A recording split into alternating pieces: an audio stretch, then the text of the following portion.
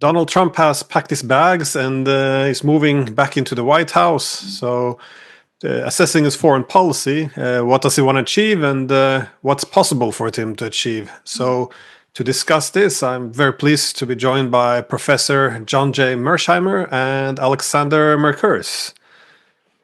And I thought the main two areas of conflict, obviously, that will require Trump's attention is obviously the Middle East and Ukraine. But I thought before we jump into these conflict areas, I thought we can also address America's relationship to its main allies, the Europeans, how this might change, because we see now with the new polls just coming out, it seems most of the world is actually quite positive about Trump's return to the White House, with one exception, which is the Europeans. This is he seems to be taking a bit harder position against the Europeans. Obviously, he's more eager than Biden, it appears, to shift America's focus away from Europe towards Asia, and but also this he's already, before even taking office, he's already threatened tariffs on the Europeans. He demands higher military spending from them. So, and at the same time, also suggesting America might seize Greenland, which is Denmark's territory. We see Musk backing the German opposition, calling more or less for regime change in Britain. Again, I don't think there's going to be much pushback from the Europeans, to be honest. I think they will take the abuse as they gave up on defending national interest or self-preservation or even dignity a while ago. Perhaps I'm a bit too harsh, but I guess my main question is, what will Trump do with Europe? What does the relationship look like? Is he just want to renegotiate, get a bit more from the Europeans and offer less? Or how do you read this more dismissive attitude, I guess, towards the Europeans? Well, I'll take a quick cut at it and then turn it over to Alexander. I think that in an ideal world, what Trump would like to do is settle the Ukraine conflict, establish good relations with the Russians, and by and large, pull American troops out of Europe. He would have no problem putting an end to NATO. And he does want to focus on East Asia mainly. And he also understands that the Middle East is an area he can't get away from. Not just Gaza, but there's the whole question of the Iran issue. So he's not going to get away from the Middle East. He's got to pivot to East Asia in his own mind. And the place he'd like to exit is Europe. And again, he'd like to shut down the Ukraine conflict. But I believe that it's almost impossible to see how he's going to shut down the Ukraine conflict and, create a genuine peace agreement. And I don't see how he's going to be able to turn this over to the Europeans as he'd like to do. So my view is he's going to be stuck in Ukraine, and he's going to be stuck in Europe, and he's going to be stuck dealing with the European allies for the foreseeable future. Not that much is going to change. Basically, Joe Biden has left him with a bed of nails in Europe as well as in other places. And I just don't think Trump, despite all his interest in pursuing a radical strategy in Europe, is going to be able to do much. I would agree with that. And I'm going to say something else. The Europeans at this moment in time, my sense is that they're listening to all the things that Trump is saying and they're whispering to each other and are saying, is this man really serious? Is he really serious about making a rapprochement with the Russians? Does he really want to leave Europe? And if he does, what can we do to make it more difficult for him to do all of those things?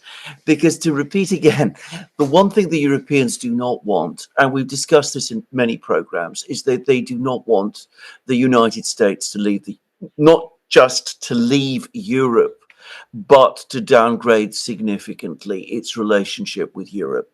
So they're floating all kinds of ideas at the moment about sending European peacekeepers to Ukraine. They're talking about how they can persuade Trump to impose more oil sanctions on the Russians. They're discussing all of these things with each other.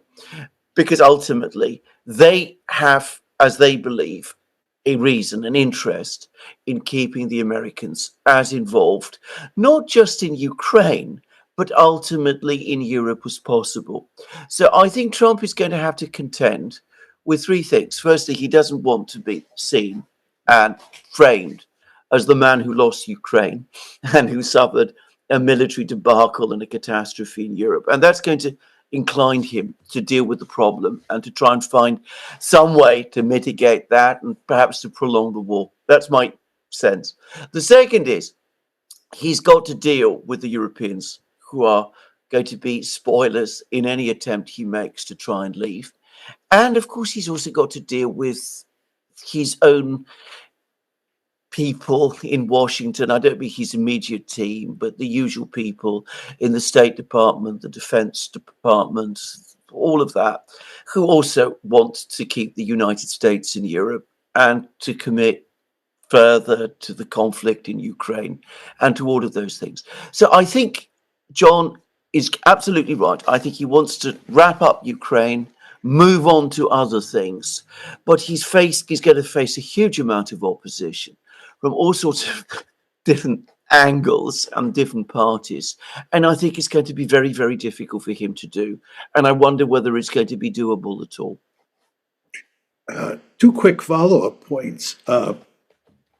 First, it's quite interesting, but if you think about it, the Europeans have a vested interest in the Ukraine war not being settled, because if it's not settled, the Americans have to stay in Europe in a big way.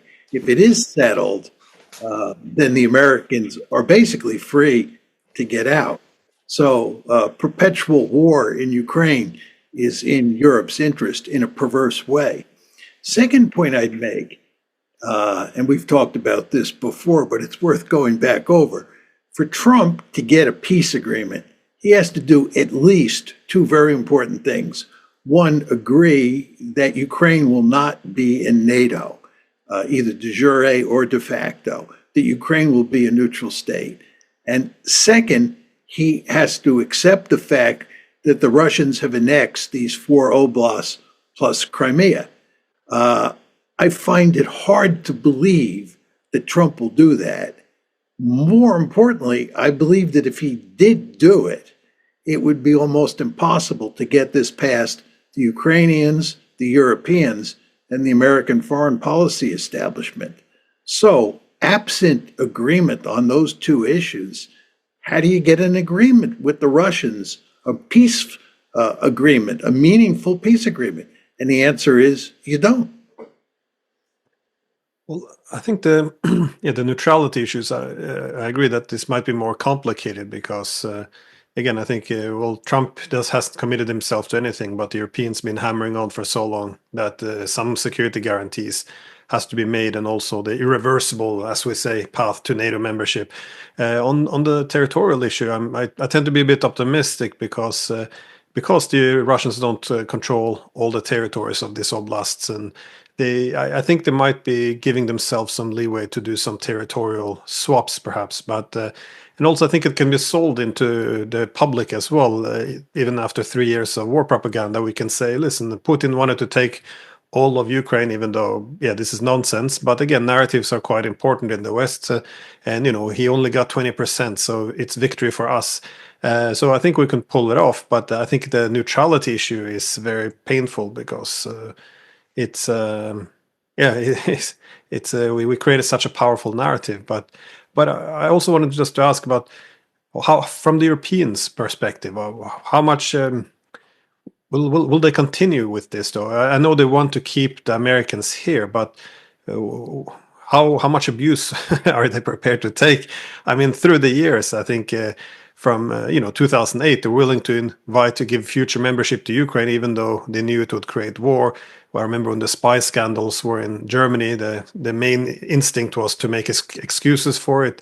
They kept quiet during Nord Stream. They didn't say much when their industries were cannibalized. But But now, even with the current issues with Trump, when he says, you only have to buy European, American energy, it seems like the EU is preparing itself to cut off from all Russian LNG. When Trump says he wants to seize Greenland, the response is, well, we can meet and talk. Maybe we can give you some nice base agreement. So it seems like we're willing to meet any threat with some kind gesture. So will the Europeans adjust to the America's different priorities, or do you see the Europeans having any alternatives at all? I'll let you take that one, Alexander. You're muted. Right. I think not only do the Europeans not have any alternatives, I think that their anxiety to keep the Americans in is at this moment in time greater than it has been at any time since the end of the Cold War. And there are two reasons for this. Firstly, they're perfectly well aware now that they have a very angry Russia on their doorstep, and they don't want to be left handling with that all by themselves. But also, and I think this is a thing that perhaps is not so obvious, but from the standpoint of London, it is. The tensions within Europe itself are increasing. We have increasing strains within Germany, within France, but also between European states. And we've discussed this many times. You've explained it very well, John. The Americans are the big stabilizer. The very last thing the Europeans want is a situation where the Americans go and the Europeans are not only left confronting the Russians, but ultimately confronting each other. And that is a deep nightmare, and one that all European governments, however uneasy they may be about what the Americans are doing, however unhappy they might be about things Trump is saying, however resentful they are of each other, it's the one thing that they all share and which unites them all. The interesting thing was a couple of weeks ago, I was in Hungary. I went to Budapest. I met many people there, including, their deputy foreign minister, the deputy finance minister, people from Orban's office. They're very keen for the Americans to stay. The British, at the other end, if you like, at the spectrum, they're also very keen for the Americans to stay. Everybody wants the Americans to stay. I think even the Russians deep down want the Americans to stay. So put the Russians aside. Within Europe, whatever the Americans do at the moment, the alternative to not having the Americans here is even worse. Maybe people won't articulate it, but I think it is their fear.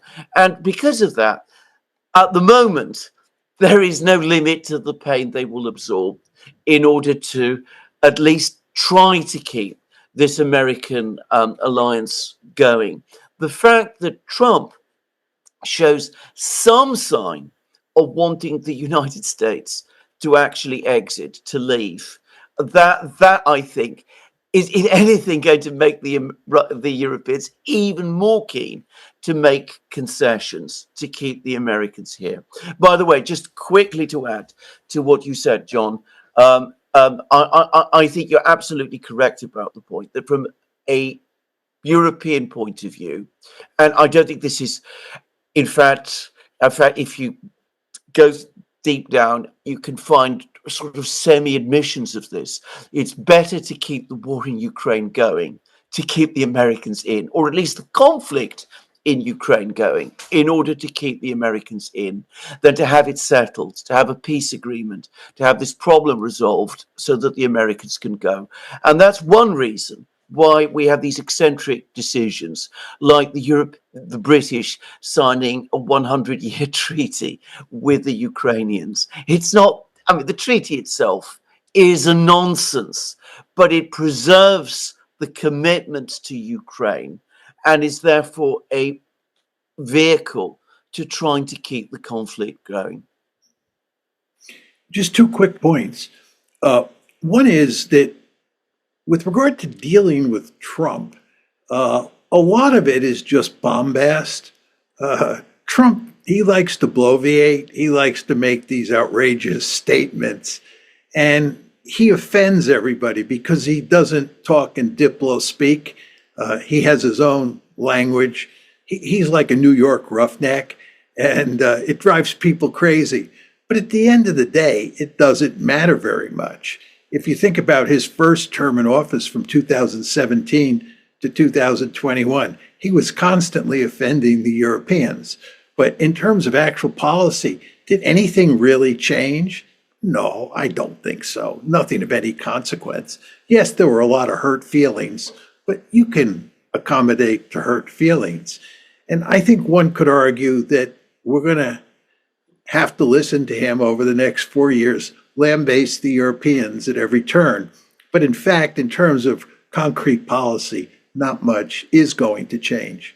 Second point I'd make is, and I'm arguing somewhat against that first point, is if you look at what's happening in Europe, Europe is in real trouble. And this is especially true when you look at Germany. The consequences of this war in Ukraine for Germany have been disastrous. And I don't see the situation getting better anytime soon. And you wonder sometimes, aren't the Germans going to stand up at some point and say enough is enough? And we're going to break with the Americans in certain important ways and set off on our own course? Isn't that likely to happen? But it seems that the answer to that, building on what you said, Alexander, is that that's not going to happen, that the Germans are going to continue to basically be America's lackey. And when the Americans to tell them to jump, their only question is how much higher? And if that is true, that the Europeans are not, and the Germans in particular, are not going to stand up to the Americans, the question you have to ask yourself is, where does this all lead for the Europeans? Because what's happening in Europe is not good. And a lot of that has to do with the fact they have been following America's lead. And this, of course, all goes back to what happened in April 2008, when Angela Merkel and Sarkozy should have continued to stand up to George W. Bush about NATO expansion into Ukraine and Georgia instead of caving. But they caved, and the Europeans tend to cave all the time, much to their detriment, I think. But the German obedience, it works within the political class, and one can argue, yes, they will continue to obey and be is whipping boy the correct expression, but it only works to a certain extent, because the whole point here is that they're not really addressing their own national interest anymore. And I guess the great irony for Germany is that perhaps their most important partner to be an economic powerhouse in Europe is the Russians. If they have proper relations with the Russians, they could actually be a proper center of power. Instead, they seem to be ignoring at every turn their national interest. Now, if you ignore your national interest over time, a vacuum would be created, which will be filled by new political forces. And you do see on the left, as well as on the right, completely new political forces standing up and starting to challenge the government. Indeed, that's part of the panic now, I think, that both the left and the right is talking about restoring gas cooperation with the Russians. I think a lot of this is too late, perhaps. And perhaps even having an independent foreign policy. I think it might be a bit late for this as well, as a lot of its deindustrialization, I don't think necessarily can be reversed. But if they don't respond to national interest, at some point something's going to start cracking. I think again, I might be wrong. On the second issue was just when what Trump's wants in Ukraine. I'm just curious for the both of you. To what extent will he actually have some, possibility, some room for maneuver? Because he's not taking over a stable situation, as if the front lines are stable. In contrast, the situation for Ukraine keeps unraveling. And even its ability to defend cities is collapsing. So we see every city now falling faster than the previous. So even only today, the key defensive cities, be it Velika Novoselica or Chasiv Yar, they seem to be both only days, if not a week, away from falling. And the Russians are about to enter the Dnipro Oblast for the first time, where there's no real defensive lines and there's no industrial towns really to hold back the Russians. So things appear to be going for the wars very faster by the day. So I guess in such a situation where there's no stable front line, can Trump, he will be very forced, either has to get involved to try to stabilize it by more weapons, so doing the Biden line, or he's going to have to accept a very painful peace, so having less negotiation power.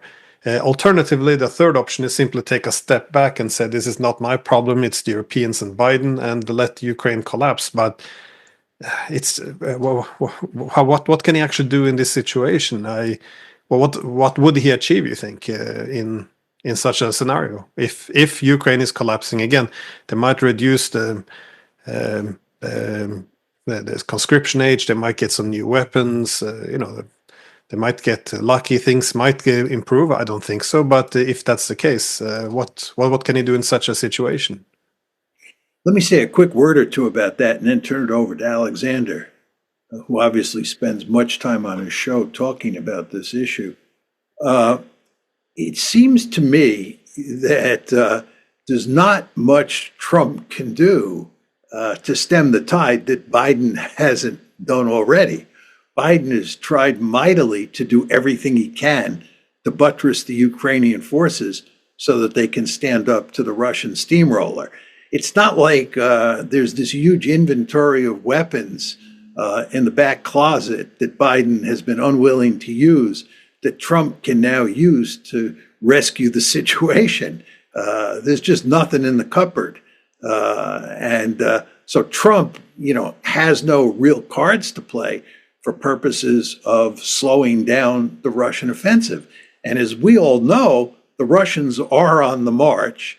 And there is a real danger that the Ukrainian army is just going to collapse. And if they don't collapse, they're just going to lose more and more territory because the Russians are going to continue to push real hard to conquer all 4 of those oblasts, and I believe more territory as well. And the problem that Trump really faces is that he's going to be the one who's in the White House when Ukraine clearly loses. The West can now tell these stories, which are not accurate, that, we're standing up with the Ukrainians against the Russians. Everything will eventually be fine. They can make these kinds of arguments now, but there's going to reach a certain point where it's so obvious that the Ukrainians have lost that they're going to have to admit it. And what is Trump going to do in that situation? This is going to be a tremendous humiliation for him, a tremendous blow, because the Democrats and many Republicans as well will beat him over the head for losing Ukraine.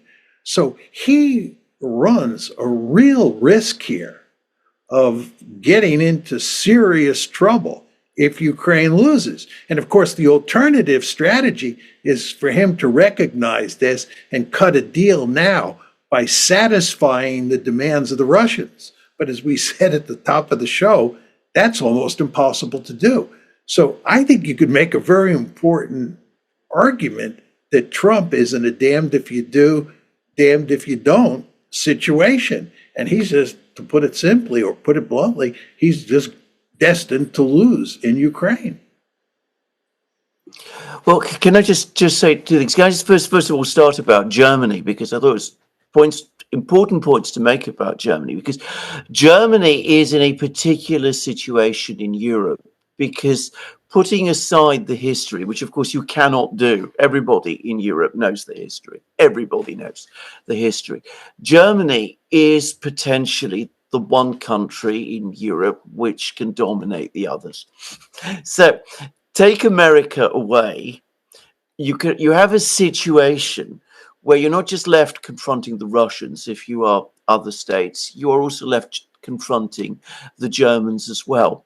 What has been a major stabilizer in Europe is not just that the Americans are there to control the Russians, it's that the Americans are there above the Germans.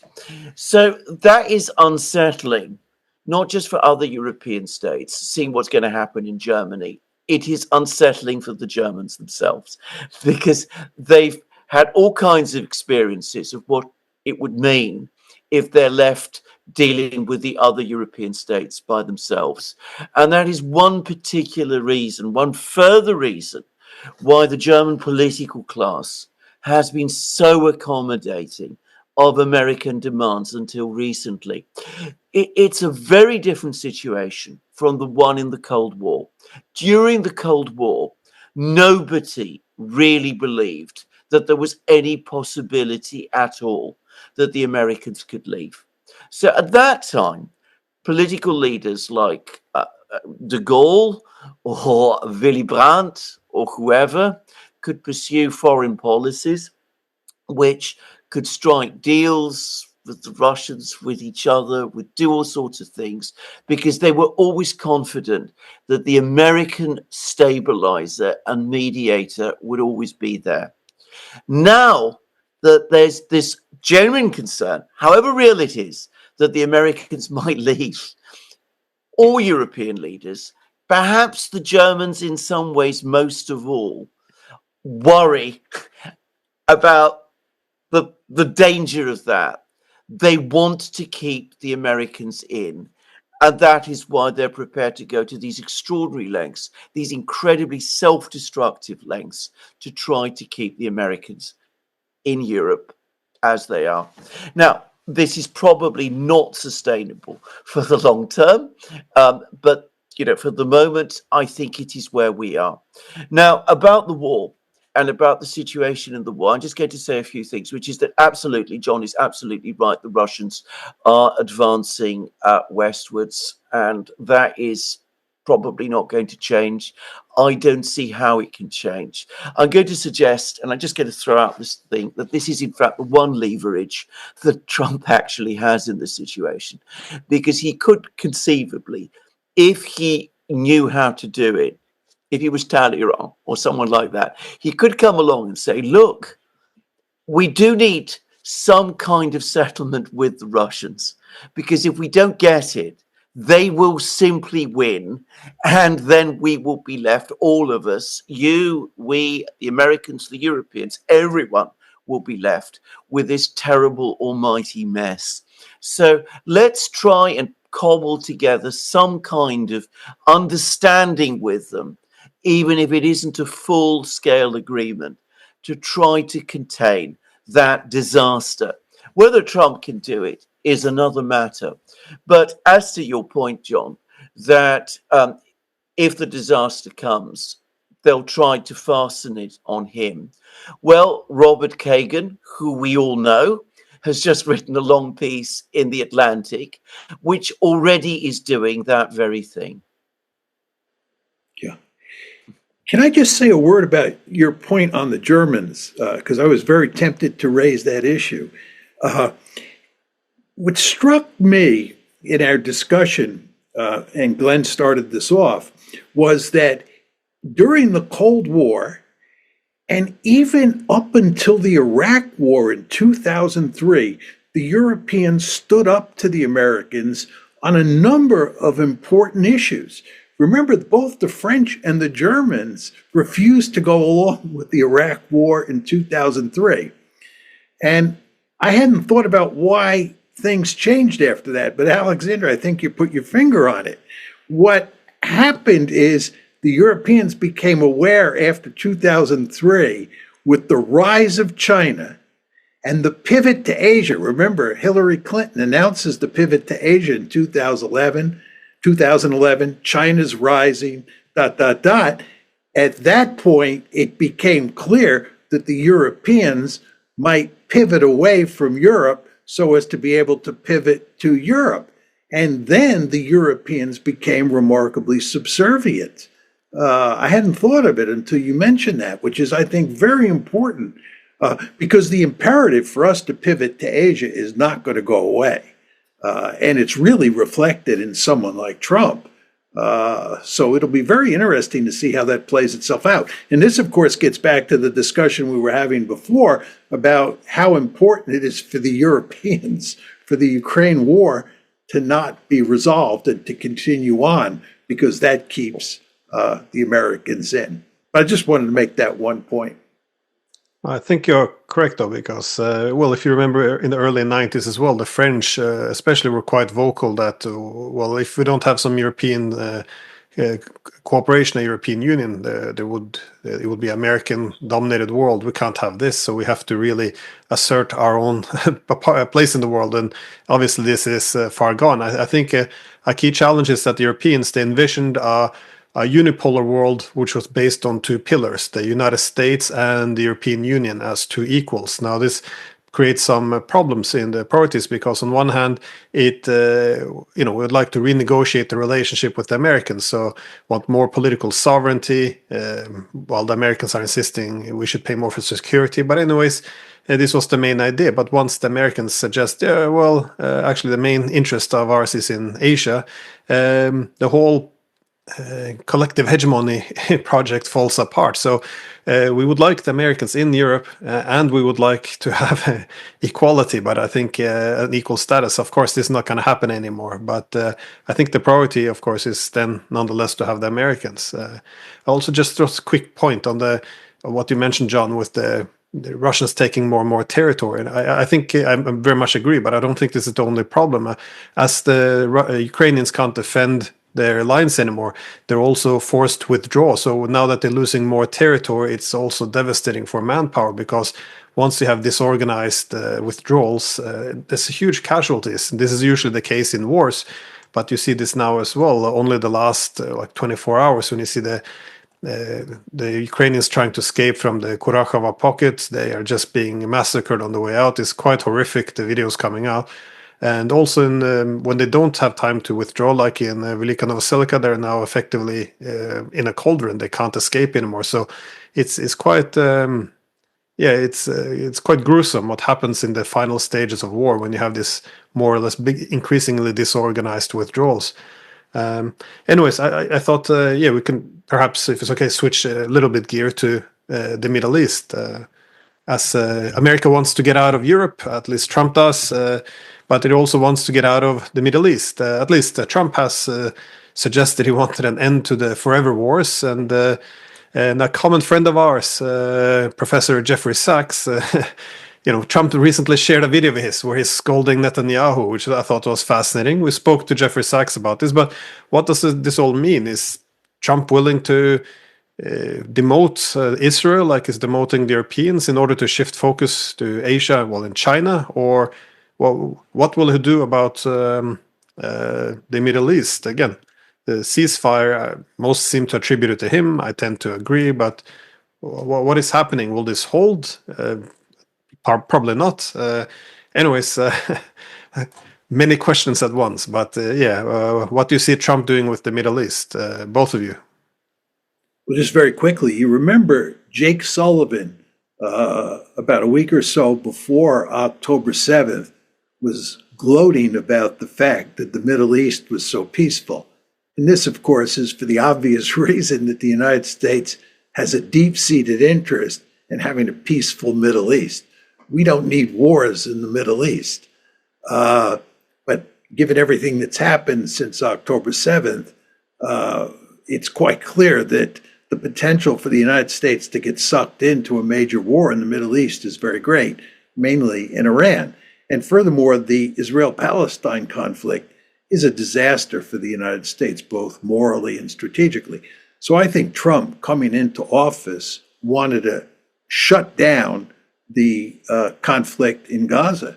And he basically forced the Israelis to accept the ceasefire agreement that had been on the table for a long period of time. This is Trump saying, I just want no more conflict or open conflict in Gaza if we can avoid it. And it appears at this point he has been successful. How this all plays out, as you said, Glenn, remains to be seen. But that leaves the big issue of Iran. And there's no question that the Israelis will put great pressure on us, and domestic forces inside the United States, mainly the Israel lobby, will put great forces on Trump to attack Iran.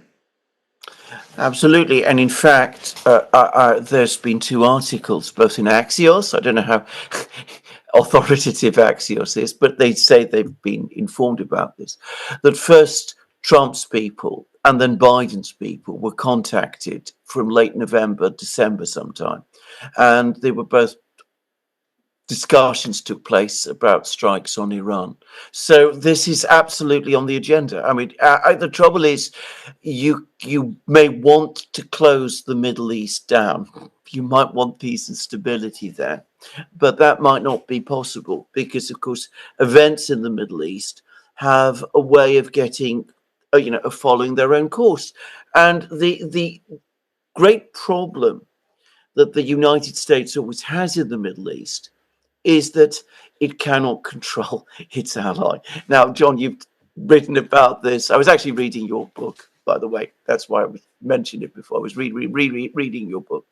But about Israel, the Israelis will ultimately always do what they choose to do. It can end out disastrously for them. I think Gaza, the war in Gaza, has been a disaster for them. This is my view, and I absolutely hold it from every perspective. I think they're massively overextended.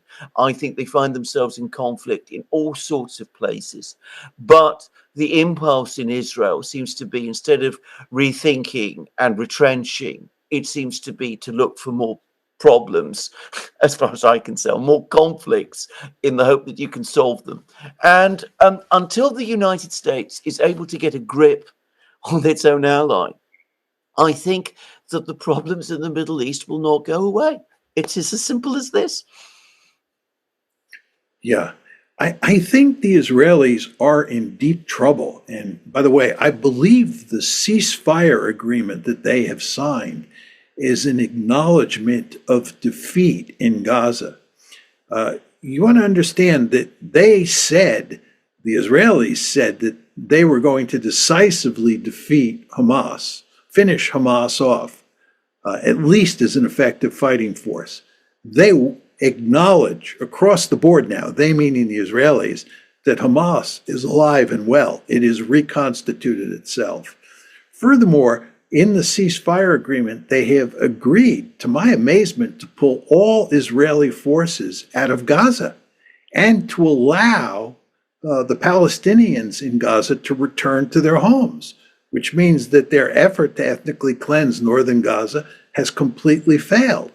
Furthermore, they have agreed to remove Israeli troops from the Philadelphia corridor, which is the line that separates Gaza from Egypt, which they said they were going to stay at for as long as was necessary.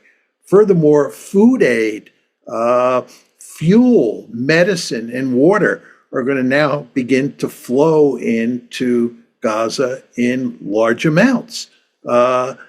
What's happened in Gaza is, in my opinion, a defeat for Israel, given what it said its goals were. The situation in Gaza today, once the ceasefire is put in place, is not going to be altogether that different than it was on October 7th, before Hamas attacked into Israel. It's really quite remarkable. And as you said, Alexander, and it's absolutely true, the Israelis are overextended. Not only have they been fighting in Gaza in a long war, and you want to remember, this is an army that's constituted to fight short wars, not long wars. They've been deeply involved in Gaza, but they now are occupying southern Lebanon, and they are occupying a huge slice of territory in Syria. And furthermore, as we were just talking about, they're talking about attacking Iran. This is a country that is overextended, and it depends heavily on the United States. So Trump does have some leverage over them, and he is not worried about his reelection. So he may put some, not a whole heck of a lot, but some pressure on the Israelis. And that, coupled with the fact that they are in trouble, may work to curb their aggressive tendencies. How much? Who knows? By the way, did you see that yesterday the Israelis were attacking Jelani's forces in Syria? They were directly attacking them. Didn't take them long to pick a fight with the new Syrian regime. And of course, as we said, they're very anxious to go to war against Iran. I think it's important not to attribute all the changes to Trump's amazing diplomatic skills. Again, I think what's happened with Israel, besides delivering a lot of death and destruction to Gaza and to Lebanon, I think it's it's difficult to see how we can measure this as a success, as you pointed out, given the objectives they set forth. So I think they did overextend themselves. They are not able to achieve their objectives, and I think probably a lot of the willingness to embrace this ceasefire indeed comes from the military, which is exhausted itself in Israel. So it might not just be, again, Trump's pre-presidential diplomatic skills. And I think this is important to also recognize the limitations of Trump. With all his bombast, one often gets the impression he can perform miracles. But I think, as you mentioned, he has very few cards to play in Ukraine, and also in the Middle East. He might have been blessed with Israel's exhaustion. But an interesting topic was brought up here, though. Israel now attacked HTS, again, the new government in Syria. And also there seems to be more or growing tensions now between Turkey and Israel. How do we see the situation changing? I mean, we spoke back in December, and I think all three of us agreed that the situation in Syria was nothing if not very unstable. Too many players are in the game. You have the Americans who wants to stay there. You have now the Turks in. You have, of course, HTS, who does not want the Kurds, much like the Turks. I mean, there's a lot of players, and many of them have competing interests. They seem barely unified when they were anti-Assad. Now that Assad is gone, you see this holding together. Well, I'm going to be fairly brief and then pass over to John. But I think this clash between Israel and the new Syrian authorities, HTS, is further evidence that Israel has just replaced one problem in Syria with another, potentially even bigger problem. And the problem with Israel is that the more problems it accumulates, the more its predisposition seems to be to look for ever more grandiose and violent solutions to those problems. So there's already talk about a war with Turkey, which, I mean, it seems to me crazy, but there are people in Israel who are actually talking in this way. And there's even apparently been a report from a committee in Israel actually saying that Israel should prepare for a war with Turkey. And of course, there's continued to be this agitation for a war against Iran. It's not just that Israel is overextended, but that also there's this dynamic within Israeli politics as well, which seems to drive towards ever greater radicalization. This is going to be a very, very difficult problem for any president of the United States to deal with and contend with, especially given the fact that even if the president himself wants to restrain Israel, as John has discussed, and I think the problem has got much worse since he wrote about this, I think the problem is that the lobbies in the United States that will support axiomatically whatever forward line Israel takes have actually got stronger. At one point in my life, I spent a lot of time studying how Israel was created, going back to the early 1900s and marching forward up to 1948, and then even looking at how Israeli leaders behaved once the state was created. I just was very curious how this was done, because it was really a Herculean task to create a Jewish state in a world that was filled with Arabs. But anyway, one thing that stands out is that from the very beginning, and this of course is true up to the present, is that the Israelis have had a deep-seated faith in the utility of military power. They thought that the big stick was the best way to deal with the Palestinians, and it was the best way to deal with the countries around them. They didn't favor diplomacy. They didn't favor détente. What they favored was the big stick. And inside of Israel, when it came to dealing with the Palestinians, there's this famous concept of the Iron Wall that was invented by Zeev Jabotinsky, who was an early Zionist thinker. And the idea of the Iron Wall was that you could literally beat the Palestinians into submission. You could beat them up and eventually get them to accept the fact that the Israelis were in charge and they were second or third class citizens. And the Israelis have never lost that faith in big stick diplomacy, both in terms of dealing with internal adversaries and external adversaries. And I'm a person who just believes that military force is important, and sometimes military force solves problems. But in the end, most of the problems that we face in the world are political problems. And there has to be a political solution in most cases. In World War II, when you're fighting Japan and Germany, the solution was ultimately military. You had to go into Berlin and go to Hitler's bunker. Okay. But in most cases, diplomacy really matters. Politics matters enormously.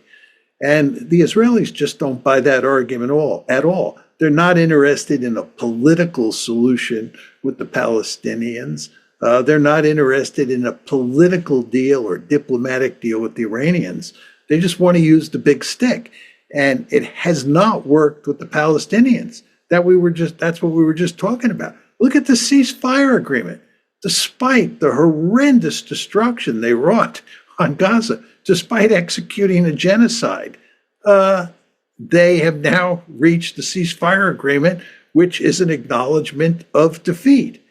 And when you look at Iran, there is no military solution here. The idea that you can take military force and destroy forever Iran's nuclear capability is delusional. So if they suck us into this idea of attacking Iran, it's not going to solve the problem. We're just going to end up in an even worse situation. But the whole idea of Israel being a partner of the United States, I'm wondering if this is becoming exhausted. Again, there's this very famous, or let's say a renowned video at least, of Biden in the 1980s, or I think it's the 80s, where he makes the point that we should not apologize for Israel, because if there wasn't an Israel there, we would have to invent one, because this is America's way of projecting force into the region. And this is fair enough. All great powers would use certain proxies to project force, but over time it seems it's the Israelis who gain more and more influence over American politics. Again, there's been an issue discussed in the U.S. over the decades. I think they were better at balancing it under, for example, Nixon than now, But anyways, it seems as if over time now the U.S. interest is shifting, not just this pivot to Asia, which also applies to the Europeans, but in general, the goodwill towards Israel appears to be, might be not the vanishing, but at least reducing. We see the new generation of Americans, at least, they seem to take a more critical view of Israel. I don't think the genocide has helped Israel in any way. And you see both on the left and the right more preparedness to speak up, maybe not among the politicians yet, but among media figures, for example. I was surprised to see Tucker Carlson saying, why are we listening to them? This is not America first. And, they're pushing very hard back. I'm just wondering, as much like the Germans, as if they're not pursuing their national interest anymore, something eventually will crack. I'm wondering if the same will happen in the United States. If you go on for too long, as you wrote in your book about the Israeli lobby, if this is not in the U.S. interest anymore to support Israel in everything it does, at what point does something crack and America begins to push a little bit back against Israel and chart a different foreign policy, which might not simply be a copy-paste of what the Israelis want? Glenn, it has hardly ever been in our interest to support Israel. The idea that Israel is a strategic asset to the United States, even during the Cold War, is not a serious argument. That's why you have such a powerful lobby. You wouldn't need a lobby if Israel was a strategic asset. If Israel was doing our bidding and we thought it was wonderful to have this attack dog in the Middle East doing X, Y, and Z, you wouldn't need a lobby. You have a remarkably powerful lobby. It's an excellent point. Yeah. Alan Dershowitz once said, Jews of my generation created what is probably the most powerful lobby in the history of democracy. That's what he said. This is an incredibly powerful lobby. And the reason it's there is because if the United States was left to its own druthers, we would not support Israel. It's a strategic liability. And it's also a moral liability, as this recent genocide makes clear. And the problem that Trump faces is that he can push back against Israel. But you want to understand that there are real limits to what he can do. If he really tries to get tough with Israel, the lobby will move in and they will cause him huge amounts of trouble. The Middle East is going to be a problem. And I have to say, given the realities that we've just been talking about, I don't think that Trump is going to be able to simply walk away from the Middle East any more than he can walk away from Israel, from Europe. I just don't think it's an option. By the way, on the point about Israel being an asset of the United States in the Middle East, I mean, the history of the Middle East just doesn't show that at all. The United States had many friends in the Middle East before Israel appeared. The alliance with Saudi Arabia was forged before Israel appeared. It was forged during the Second World War. So I don't think that Israel has added anything to American power. I think all it has done is given the United States endless trouble. But there it is. That's what the Americans have on their hands until they make the decision that in their own interests, this relationship has to change. It doesn't mean abandoning Israel, but explaining to the Israelis that there is genuine limits to the amount of to the support that the United States is prepared to give them, and telling them that the time has finally come that they must make peace with their neighbors and with the Palestinians they live amongst. Until that happens, we're not going to get peace in the Middle East. Yeah, I think that that's definitely true. Sad, but true. I guess a last question, though. Just what can we expect, again, both of you, from happening in the Middle East now? I know it's a bit too open of a question, but of course, I don't know. I'm a bit pessimistic about the ceasefire holding necessarily in Palestine, but with Lebanon, this ceasefire also appears to be violated with increased frequency. We have Syria, obviously, which could, if not fragment, at least continue to be more or less a war zone. But also Iran, more specifically. Is this?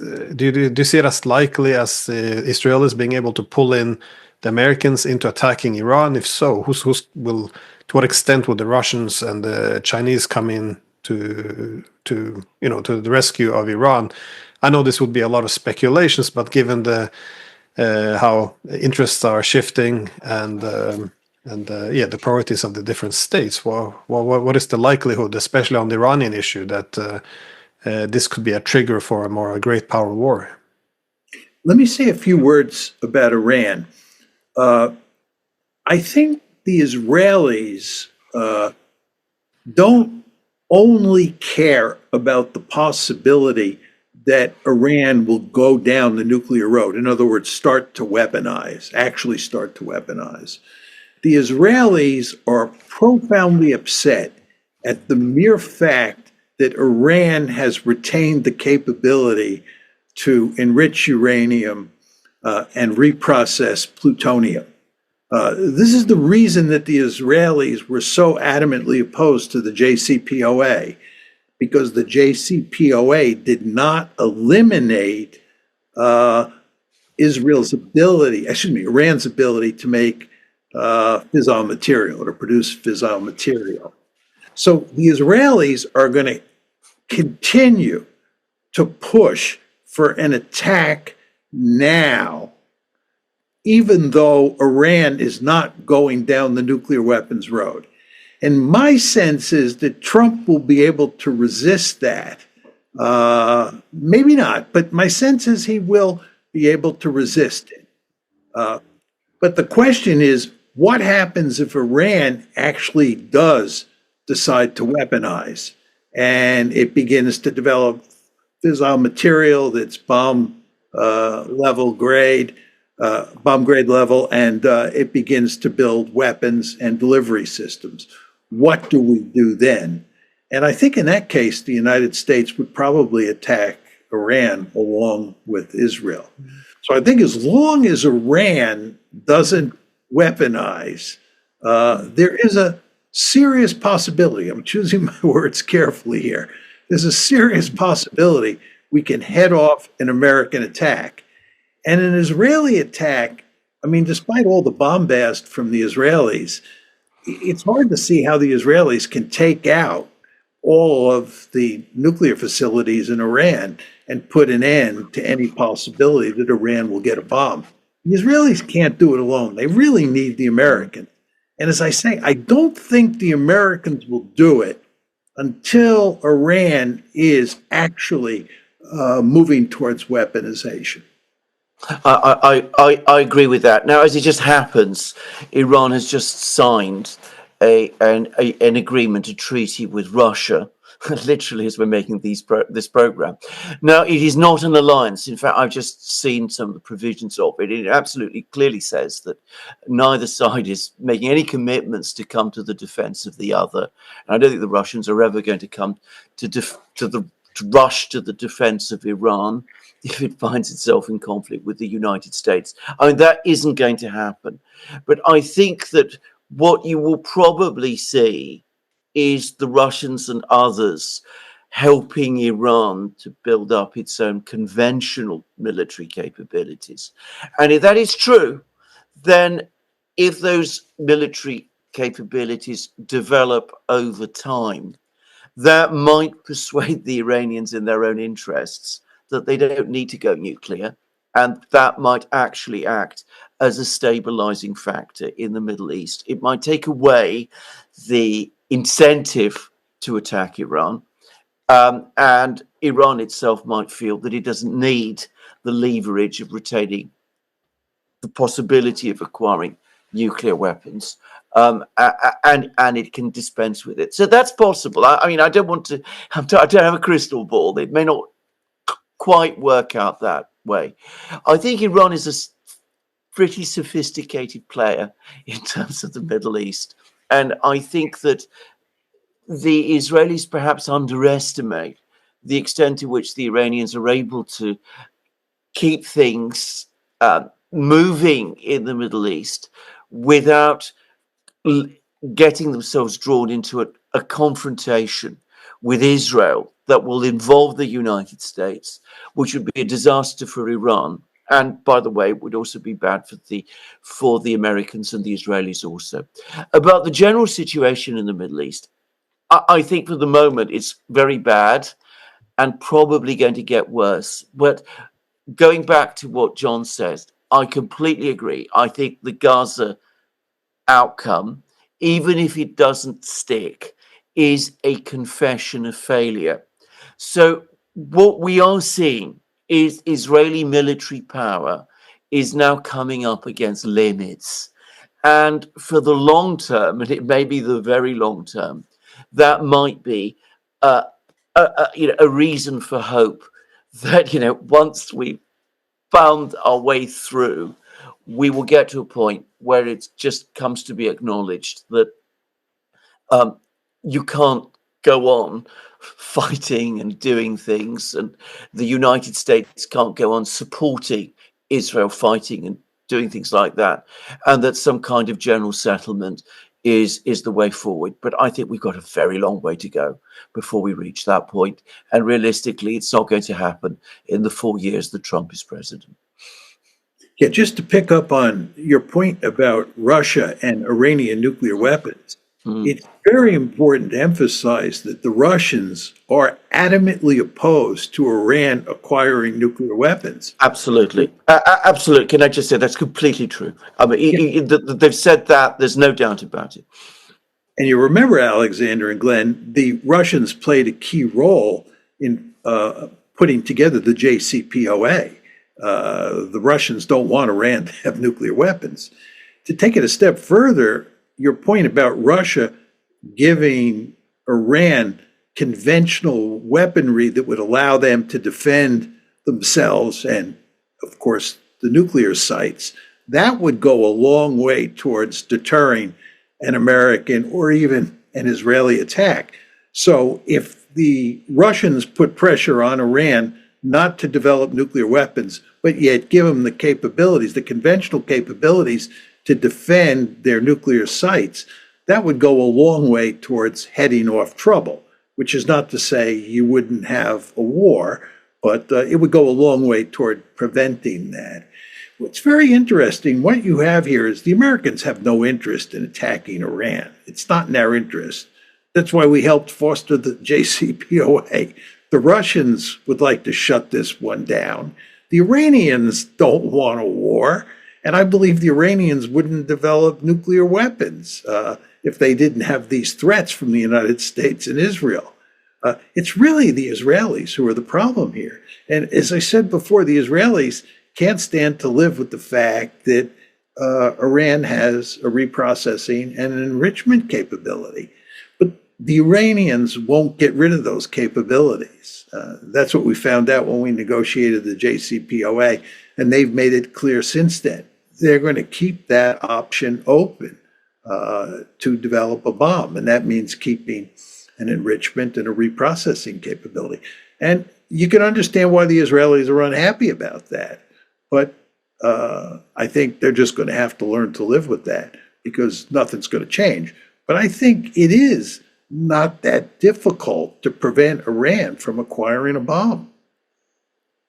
Well, I think people often neglect that the nuclear weapon is the ultimate equalizer. So I very much agree with what Alexander said as well, that this we perhaps should welcome Russia supplying any conventional weapons to Iran, because if it can defend itself with conventional weapons, then it doesn't have to go after the bomb. And this is one of the things that worried me when Syria got knocked out and destroyed, was it seemed to foster the belief that in addition to the destruction, or not destruction, but the partial destruction of Hamas and Hezbollah, that Iran might feel vulnerable and exposed, in which a bomb might be attractive. But I do think that it's a bit premature, given that they do have proper conventional capabilities, and if they're further assisted, I don't think they have to go through this down this path. Also, as both of you very much correct added, I think not just the Russians but the Chinese would be very appalled by their new friend Iran if they would begin to develop nuclear weapons. So I think they would avoid this. By the way, I would also apply this to Russia. I think the extent to which is uncertain, China has assisted Russia, or definitely Iran has supplied drones to Russia. To what extent should this be welcomed by the West? We keep talking as if defeating Russia on the battleground would be a great idea, but if we accept that Russia sees this as an existential threat and our goal is to defeat and destroy Russia, I mean, what on God's green earth are we doing here? They would definitely resort to nuclear weapons. So perhaps we should be a bit happy that they do have conventional weapons to check the West. Otherwise, I think we could have been in nuclear war already.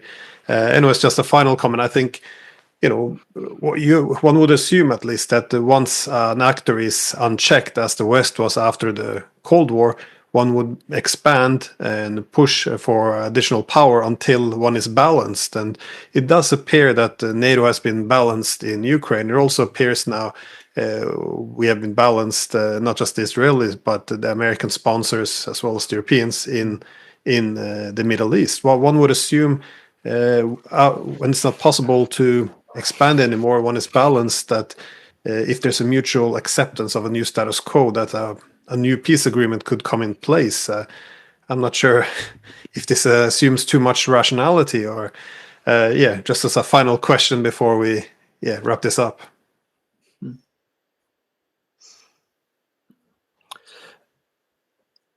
Too much rationality is.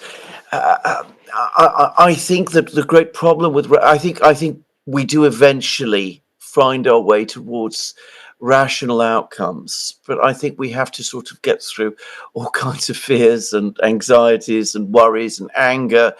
And if we're talking about a West that briefly had a moment of enormous power, I mean, extraordinary power, such as we found ourselves after the end of the Cold War, it is, it is ultimately unsurprising that it's very, very difficult to let it go, and that we are very, very angry about the fact that it has been taken from us. I mean, we are human beings, and anger and resentments of that kind are unsurprising. Eventually, no doubt, we will get there. But we probably got quite a long way to go before we do. I would just say in conclusion, Glenn, in response to your question, there is hardly any chance of getting a meaningful peace agreement in Ukraine, getting meaningful peace agreements between Israel and its various adversaries in the Middle East. I think the best we can hope for is frozen conflicts in Ukraine and in the Middle East. If we can just shut down the genocide in Gaza, that would be a huge step forward. And if we could prevent a war from between Iran and Israel, plus maybe the United States, that would be a huge step forward. But I'm sad to say I don't see much chance of getting meaningful peace agreements in either one of these regions. I just hope we can, freeze the conflicts, and then smart diplomacy will take over, and we will be successful in avoiding having those frozen conflicts turn back into hot conflicts. But it's going to be, I think, a Herculean task, both in the Middle East and in Eastern Europe more generally, to avoid big trouble down the road. Because as I've said on a number of occasions, when you talk about Ukraine, superimposed on the Ukraine conflict is potential trouble over the Arctic, the Baltic, Kaliningrad, Belarus, Moldova, and the Black Sea. So the potential for trouble in Europe is very great. And I don't have to go down the litany of problems in the Middle East. It's going to be rough sailing. Donald Trump is going to have his hands full. Yeah. Sadly, yes, I agree. I just think the world order that existed since the end of the Cold War, it's the world order is obviously shifting as the distribution of power is shifting, and new balance of powers are being established. It's just once you have a shift in the world order, it either has to be done through brilliant statecraft, great diplomacy, or it's usually through wars and economic collapses. I don't feel we're surrounded by these political giants and inspiring political leaders anymore. So I just fear, we're heading down more war and economic problems until a new reality is forced upon us. But anyways, thank you, John, Alexander. Always a great pleasure to speak with the two of you. Thank you. Likewise. Thank you very much. Thank you.